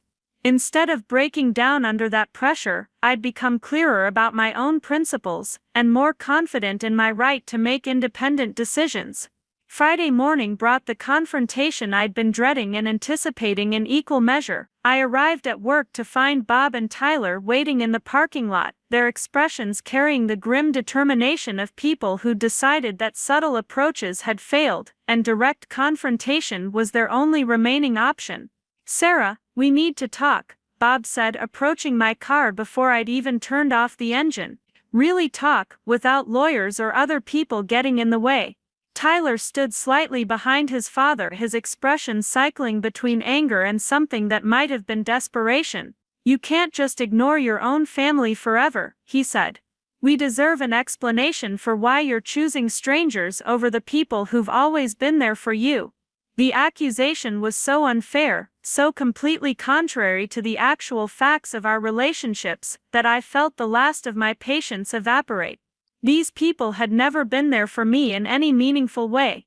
They'd tolerated my presence, utilized my support when convenient, and expected my resources to flow toward their priorities. But they'd never genuinely supported my dreams, celebrated my achievements, or valued my judgment. "I'm not choosing strangers over family," I said, getting out of my car and facing them directly. "I'm choosing to handle my inheritance responsibly, instead of liquidating everything to fund other people's immediate wants." Bob's expression hardened, his car salesman charm finally giving way to the cold calculation underneath. "Your immediate wants, you mean? Because that's what this is really about, isn't it? Having power over people who used to be your equals." The psychological analysis was so wrong, so deliberately cruel in its mischaracterization of my motives, that I almost laughed. These people who'd spent my entire adult life reminding me of my limitations and modest prospects were now accusing me of having delusions of superiority. "Bob, I've never thought of you as my equal," I said quietly. "I've thought of you as my stepfather, someone who was supposed to care about my welfare and happiness. But this past month has made it clear that you've never seen me as anything more than a resource to be managed for Tyler's benefit." Tyler stepped forward, his face flushed with anger. "That's bullshit, Sarah, and you know it. We've always treated you like family, have you?" I asked. "Because I remember being told to get a job to pay for SAT prep while you got private tutoring. I remember missing family vacations because there wasn't enough money, while you got new cars and college funds. I remember being expected to contribute to family expenses while you were encouraged to focus on your studies and dreams." The specific examples seemed to deflate some of Tyler's righteous anger, reminding him of dynamics he'd apparently forgotten or chosen to ignore. But Bob wasn't ready to acknowledge any history that complicated their narrative of family equality and mutual support. "Ancient history," he said dismissively. "We're talking about the present, about your responsibility to help family members who need support." "My responsibility," I repeated, interesting phrase. Because I don't remember anyone talking about responsibility when Tyler needed college tuition, or when you needed capital for business expansion. Then it was always about loans and investments, and partnership opportunities. It's only now, when I'm saying no, that it's become about family responsibility and obligation. The conversation continued for another 20 minutes, with Bob and Tyler cycling through every argument they'd used over the past month. Family loyalty, missed opportunities, the corrupting influence of wealth, my alleged character changes, the unfairness of legal technicalities that prevented them from accessing what they viewed as family assets. But something had fundamentally changed in my response to their pressure. Where once I'd felt guilt and uncertainty, I now felt only clarity about the manipulative nature of their tactics. Where once I'd worried about damaging family relationships, I now understood that genuine relationships couldn't be built on financial dependency and emotional blackmail. "I'm done with this conversation," I said finally, walking toward my office building. "And I'm done with the phone calls from relatives, the unauthorized visits to my property, and the lies you've been telling to mutual acquaintances. If you continue harassing me, or interfering with the estate operations, I'll pursue legal remedies." Bob called after me, his voice carrying a note of desperation I'd never heard before. "Sarah, don't do this. Don't let money destroy our family." I turned back to face them one last time, these people who'd shaped so much of my life through their expectations and demands. "I'm not destroying anything, Bob. I'm just refusing to let you control my decisions anymore." The 6 months that followed were simultaneously the most difficult and most liberating of my life. The legal challenge my family pursued went exactly as Margaret had predicted: expensive for them, unsuccessful in court, and ultimately dismissed with prejudice after the judge reviewed Thomas's comprehensive estate planning documentation. The social pressure campaign continued for several weeks, but gradually faded as extended family members realized they were being manipulated into a conflict they didn't fully understand. Most of my relatives, once they learned the actual facts rather than Linda's carefully edited version, were appalled by my immediate family's tactics, and quietly supportive of my right to manage my inheritance independently. The professional reputation concerns proved to be completely unfounded. Elizabeth and other colleagues who'd been approached by my family quickly realized they'd been given misleading information, and my standing in the business community actually improved as people learned about my responsible approach to managing significant wealth. But the personal cost was substantial. The relationships that had defined my entire life were permanently altered by their choices during this crisis. Linda never apologized for the lies she'd spread or the manipulation she'd orchestrated. Bob never acknowledged the unfairness of his demands or the cruelty of his psychological attacks. Tyler never recognized that his sense of entitlement to my resources had revealed something ugly about his character. They'd shown me who they really were when they thought $70 million was at stake, and I couldn't unsee that knowledge or pretend it didn't fundamentally change how I viewed our relationships. But I also discovered something wonderful about myself during this process. When faced with enormous pressure to compromise my values and judgment, I'd found the strength to stand firm. When threatened with isolation and rejection, I'd chosen integrity over approval. When offered the easy path of sharing wealth to maintain relationships, I'd chosen the harder path of authentic independence. Thomas's inheritance had given me more than financial security, it had given me the opportunity to discover who I really was when I finally had the power to be myself, without asking anyone's permission. I kept the ranch, working with James Rodriguez to expand its operations and create additional jobs in the community. I maintained the commercial properties, using the steady income to support local charities and scholarship programs. I grew the investment portfolio conservatively, focusing on sustainable returns rather than dramatic gains. But most importantly, I learned to use wealth as a tool for creating the kind of life I actually wanted rather than the kind of life other people expected me to fund for them. I traveled, pursued advanced education, invested in causes I cared about, and built relationships based on mutual respect rather than financial obligation. The first Christmas after the inheritance crisis was quiet, celebrated alone in my new home overlooking the Pacific Ocean.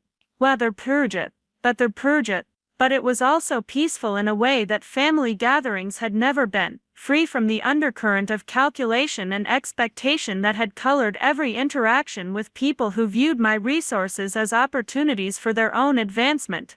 On New Year's Eve, I raised a glass of wine from grapes grown on my own land, toasting Thomas Chen, the uncle I'd never met who'd given me the greatest gift imaginable.